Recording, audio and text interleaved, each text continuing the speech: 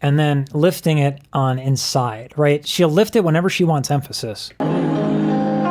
Right, that's drooped. She's doing an A vowel and it's still droop. A. That's actually not that easy. You have to have really good breath control. If you put too much air behind that, it's not going well for you. And then inside, finally. Inside, right? Like, it's awesome. It makes for really, really cool, nuanced phrasing in a range that you generally don't get a lot of nuance in. Like that chest kind of register is not too much you can do unless you want to whisper. But then you're just whispering. And that's also that can become one-dimensional as well.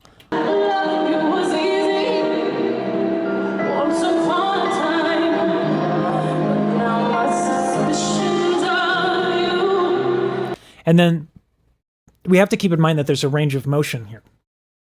There's not just up and down. So when I say the soft palate's drooping or that it's down, what I'm actually saying is that it's vertically lifted, but the sides of it are drooped. There's 3 different ways to lift your palate, different muscles responsible. You have, up, and then right, and then left. Maybe the camera's inverted. I don't know if you see what I see, but anyway, you can lift it on the side. One can go down and you can go up. So what she has there is it's a vertical lift, just a vertical. And then on R, it's not like she did it on inside where she lifted it all the way, but she's lifting a little bit. Inside. Oh, sorry, that's what the words are. Now my suspicions are. Right? Just a little bit of lift in there.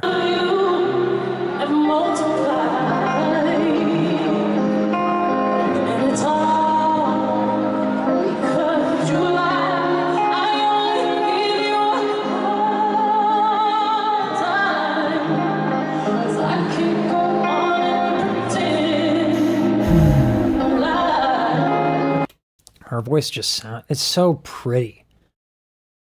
She's got a natural, like really, really pretty voice.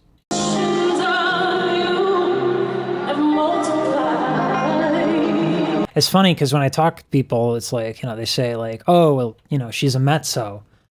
I mean, now that she's had a kid, the voice definitely, every time you have a child, the voice gets much deeper. And, voices will age.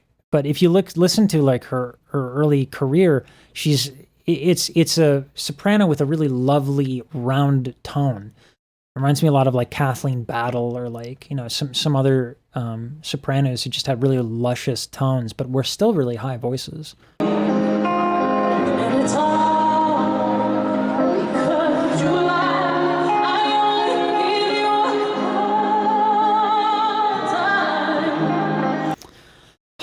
So I talk a lot about tilts on this channel, particularly the thyroid tilt. But there's ways you can use it. So when you tilt your thyroid cartilage, it's what gives you vibrato, and it warms up the tone because it will lower the larynx goes like this, right? And so you get a little bit more warmth because you're literally extending your vocal tract. So, but it also like will stretch your folds out so you can go higher. But you can use it in such a way too where you kind of tilt it during a phrase.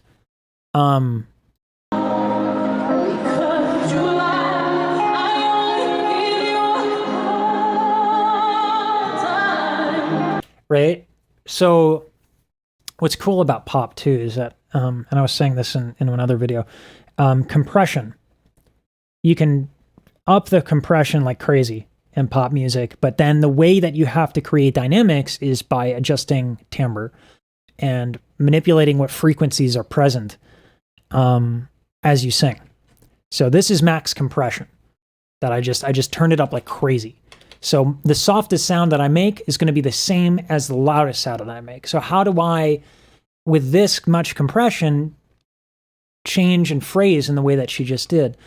Let me just get a note where it's friendly. Right? And that's that kind of bringing in that tilt. And then what you're doing is you're actually just cutting the available frequencies. And so the raw volume doesn't matter as much.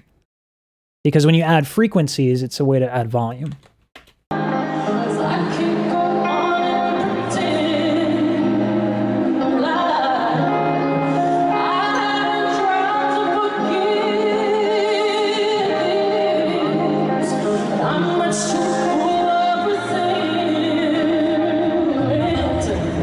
She's doing it all over the place, changing the vowels, using tilt. It's quick too. It happens real quick. And then the thing I was talking about with the soft palette, she's doing it in a little bit higher range. I have to try to forgive, and then she droops on give.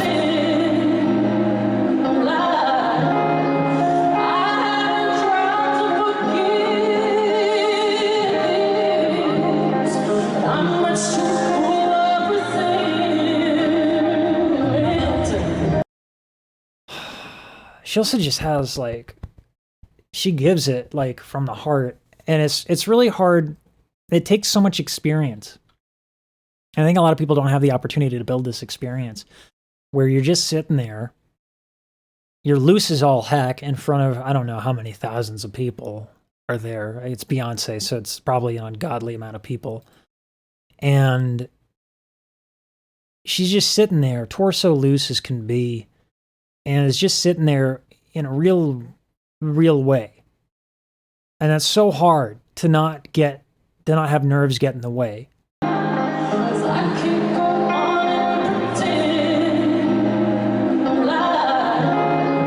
Like the difference between tone quality when you have a relaxed torso, like a super relaxed torso, versus when you have a tight torso is tremendous. It's a lot. And this is just super relaxed. And she's in heels. Yes, she's sitting, but credit, because those are some heels.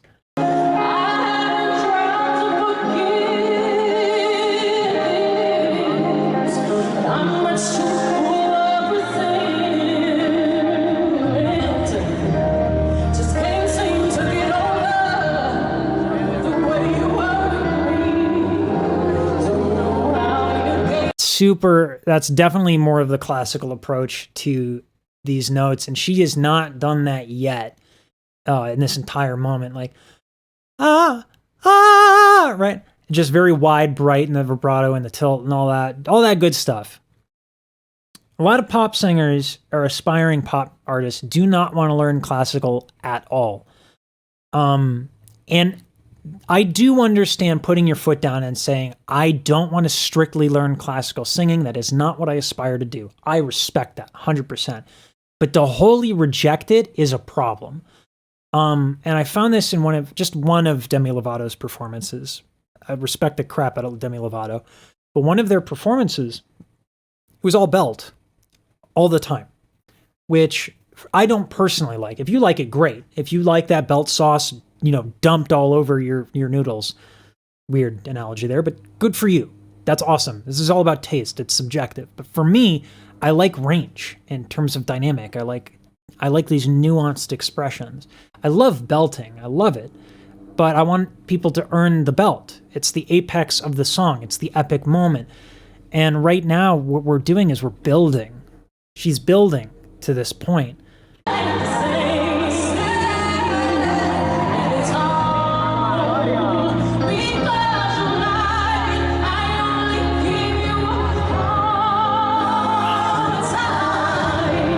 The level of control there is nuts.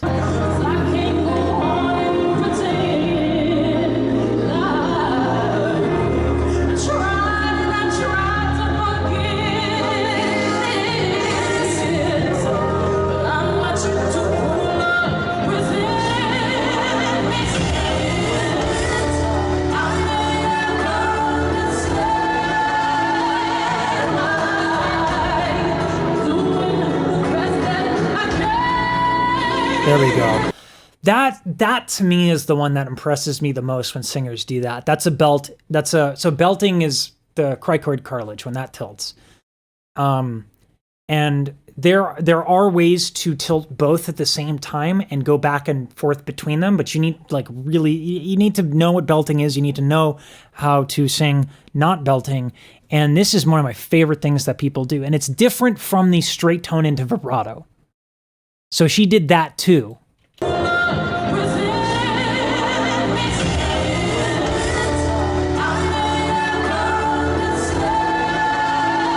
So that's a straight tone into the tilt. So that's a little bit of tension, a little bit higher larynx, comfortably ending in a thyroid tilt to get that warmth. But then she does this.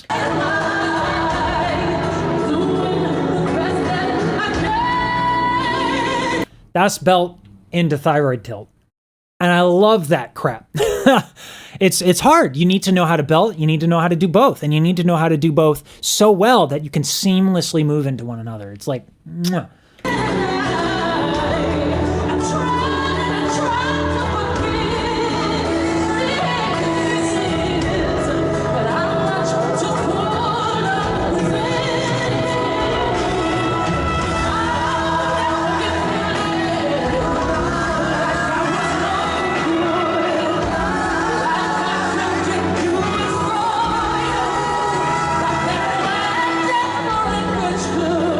It's really hard with the quality of it because it's a phone recording, but I want you to listen to this really nice vowel.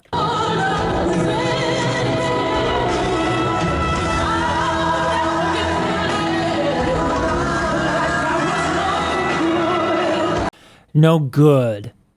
It's almost like an vowel. Like she switches it to a schwa. Schwa is it's like a very neutral thing. But like if she were to do good instead of good, like that schwa gives her a little bit more power on that word.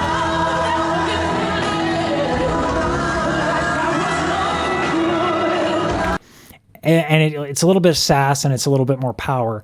This is a concept called vowel modification. You can do it at any part of your range, but it's more often used as a teaching tool to get people through breaks because different parts of your range and your register require different manipulations of vowels and vocal tract, which are the same thing, vowels, placement if you want. And you do that to highlight different notes. So if I'm on my low and I schwa, you barely get anything out of me. But if I do a bright vowel, you get more sound. So this is a part of the range that can be tricky for people. But when you add that schwa, it gives this robustness to this part of the range.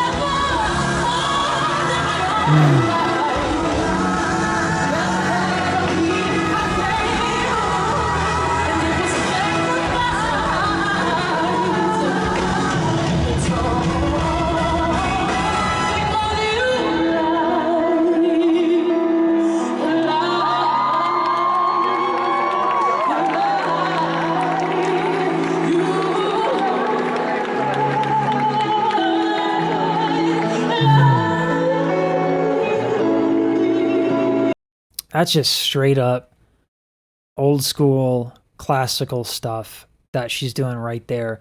She's got everything. She's got every color, she knows she's just got every spice in her cabinet. She can do so much.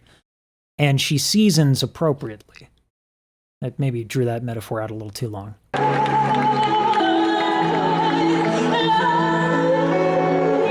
little falsetto into that.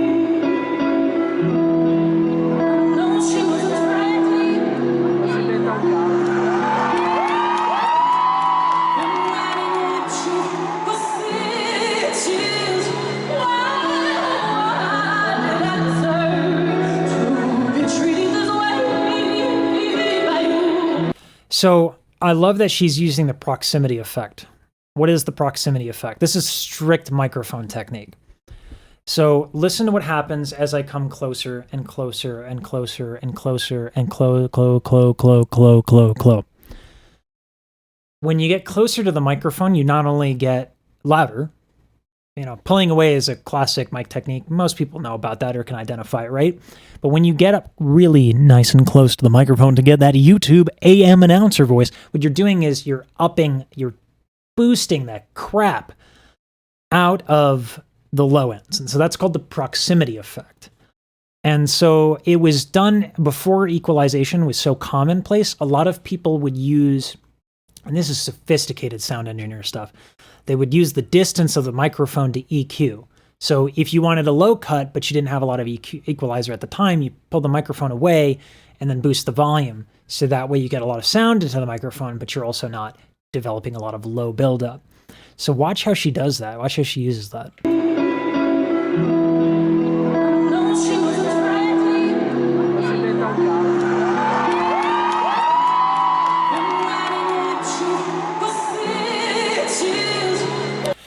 Six years, right? And again, we talked about compression, right?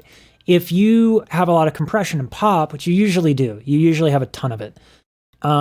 So the way that you have to introduce dynamics is the way that a harpsichord would. A harpsichord gets louder by playing more notes. A singer with a lot of compression gets louder by adding more frequencies.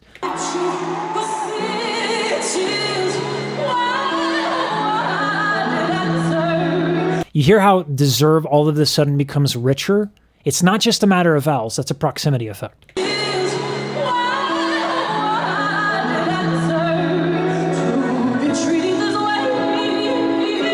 Two-way, right? That two is also a lot warmer.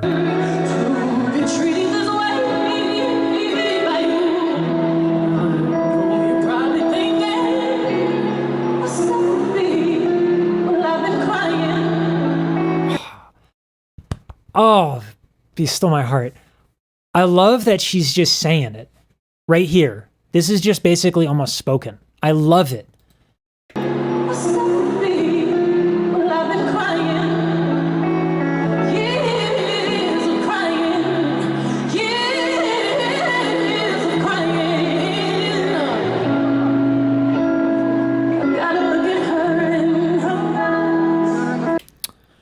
The power of softness. Damn.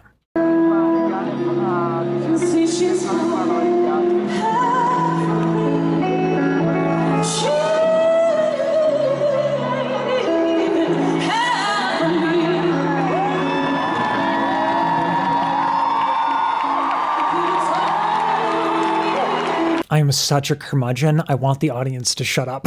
I'm like, how dare you celebrate great singing? I want to hear it.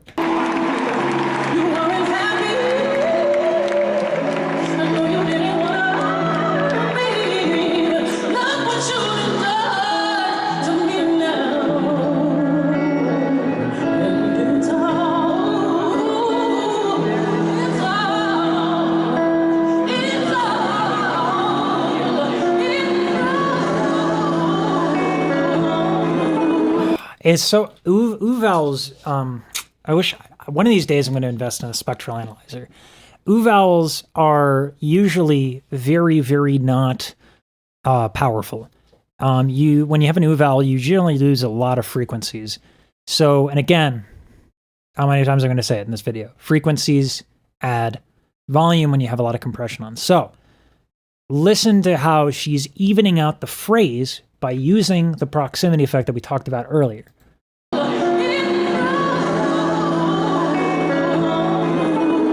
Cool, right? That's pretty awesome.